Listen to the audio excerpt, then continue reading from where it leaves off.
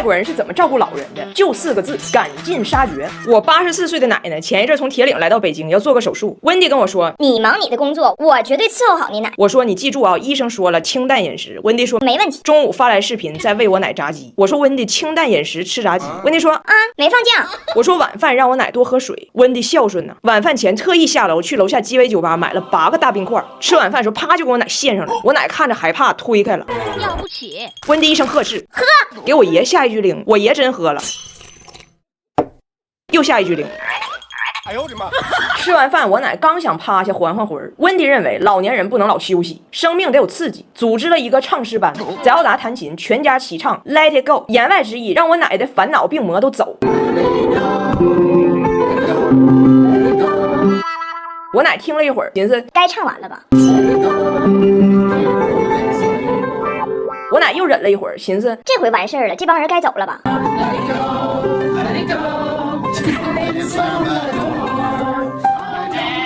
好不容易唱完了，我奶问大胖媳妇儿：“这歌啥意思啊？”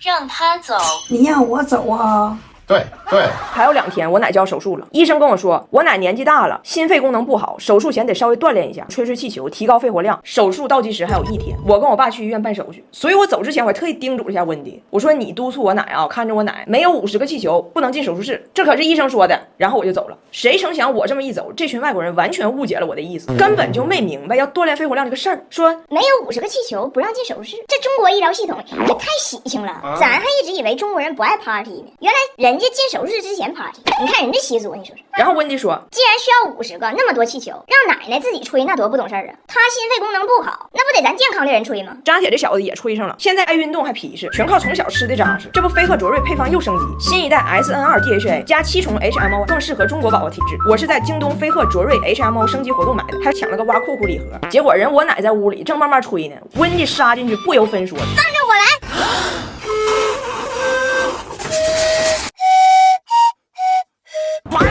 我奶非常努力想跟他说，给我留几个，没等说呢，被气球埋里头了。今天谁过生日啊？谁过生日啊？我奶说，温迪，我还得练呢，要不你好歹给我留5个气球呢。温迪说，还有5个没吹，闺女儿子上。我回来，我奶还跟我说呢，人算命的说我84岁有个劫，没想到还不是中国劫。大胖媳妇还过来跟我奶解释呢，说这2天他父亲布莱恩生病了，一直趴屋里发高烧，让大胖媳妇转达一下他的歉意。布莱恩说，如果他没生病，也会过来照顾我奶。哎，不好意思啊，我的爸爸生病了，不能照顾你。光你妈，我活着就费劲了，有没有脸皮薄社恐的朋友？我把我的婆婆借你，让你每天射死好几回，肯定能治好。我婆婆快走了，临走跟我说要去雍和宫，她在加拿大就做攻略了，听说这里的开光能给人带来好运，于是我们就去了。到了开光这地方，流程是这样的：开光本身不要钱，但是应该先请一个手串，手串挺贵，你拿着请来的手串再去开光。温迪坚决不买手串，直勾的就去开光，裸开。我说我给他买，他也不买。到了里边排了老长时间的队呀，前边所有人都开的手串，到他这儿了，人家说拿起你手上的东西。温迪一看自己手上只有男婴1枚，二话没说。将孙子高举起来，把张拿铁当场开了。我说温迪，你给我整老尴尬了。他说开光是免费的，对不对？人家说拿起你手上的东西，没人说一定买串，对不对？那我就把拿铁当成串，有问题吗？我说那他确实倒也是个串。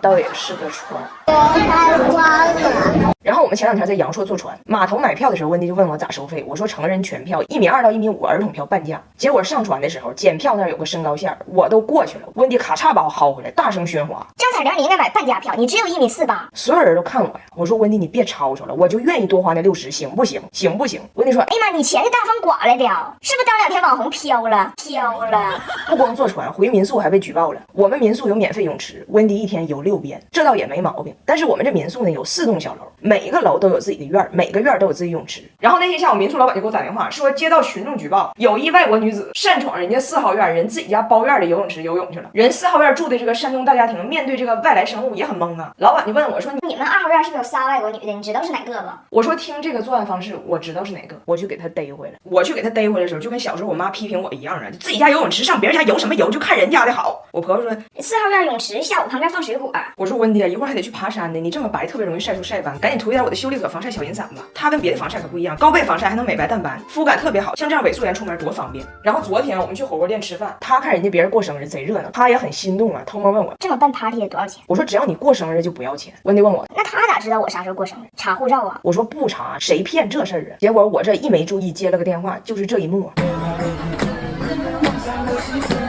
还拿了人家3个玩具，人家火锅店小姐姐都看过我视频，说温迪你是4月份生日。温迪说啊，我今年过阴历。我说温迪你咋还知道阴历呢？温迪说我才明白，阴历在英语中叫 Chinese calendar， 就是中国历的意思。他以为他的中国历生日是自己随便选的呢，幸亏他要走了，他如果不走，为了占便宜，他得天天过阴历。他这个月月末就得阴历96岁，回去再见他61岁的老伴儿，那都得阴阳两隔的，阴阳两隔的。走了，还抱着这个豌豆苗的根儿给人打包了，说回家还能长，再过阴历的时候啊，抱过来再涮。我以为今天的主题曲是生日快乐歌呢，没想到其实是把根留住，把根留住。我儿子张拿铁，爸爸是加拿大人，但是一句英语不说，这个事儿到底是因为啥？我心中其实有个答案，但是我没跟你们说，你们帮我分析分析，看有没有道理。我觉得啊，张拿铁压根儿就没把他爸当爸，甚至他都没把他当人类，他一直把他爸当成了一个宠物。我是有一定论据的，你们跟我细品。你们知道张拿铁1岁半之前是在铁岭跟我妈一起住，在铁岭这片土地上啊，他不但没听过说整段英文的人，就连那种就说中文咔嚓就加几句英文，就让我们来 check 一下他被子在哪儿，那类人他也没见过。然后突然间在拿铁1岁半时的一个初秋，他爸出现了，然后拿铁就从铁岭搬到了北京的一个新的房子里，在这个房子里就有这么一个白胖子。在拿铁的视角里，他不光长得不像个人类，他还不说人话，就一直在发出很多奇奇怪怪的声音。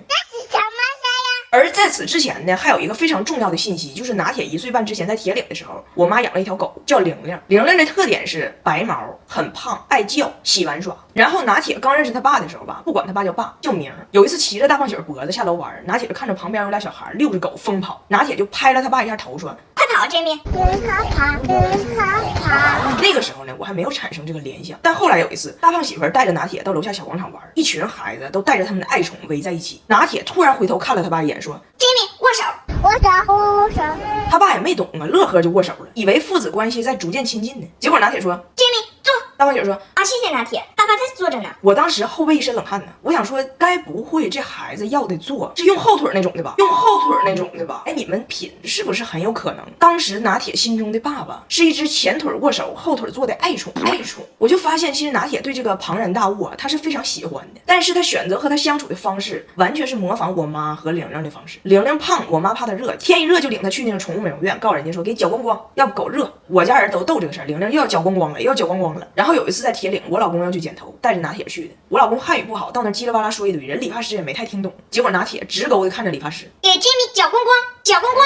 我的这个观察和猜测啊，做一个秘密被我尘封了。我觉得大胖媳妇如果知道自己老带着儿子下楼玩，其实是被儿子溜，心里可能挺难受。但也就1个月吧，拿铁跟他爸熟了以后，就不让他爸表演握手了，明白了那是爸，但是依然坚决拒绝用英语沟通。我跟大胖媳妇说，你如果想打破这个文化壁垒，那只有你把汉语学好，没别的招了。我说你曾经因为不说汉语付出了很惨痛的代价，等你老了我再慢慢跟你说，你都行过去。你可以用我们的语文。这套书是新华出版社和猿辅导联合出版的，跟着新华社的文章感受一下人家怎么用的汉语。听说现在还行，你跟着写作的书学学写，咋找灵感，咋动笔，咋用词儿。阅读书也把每周要读什么给规划好了。所谓嘴笨手笨，都是脑子里储备量不够，听不懂的直接老师给你讲。但是我发现吧，大胖姐确实是在学汉语，但是他复习知识点的方式非常另辟蹊径。比如他老接着诈骗骚扰电话，但是他就是不挂。人家说先生，您在我们的平台上获得了多少多少的提现额度，您如果下载什么什么什么，您就可以什么什么什么，从而享受3年内免利息、减免部分贷款等政策。他就搁那哇啦哇啦说一堆，给骗子都唠疯了，诈骗犯都不适应了。这个用户不会是要给账号信息了吧？结果他这边呢，就跟咱们小时候练英语听力似的，他就逮着一个词儿听懂了。哎，我听懂了那关联词从而，你给我打电话，从而骗我钱，从而我报警，从而把你抓去。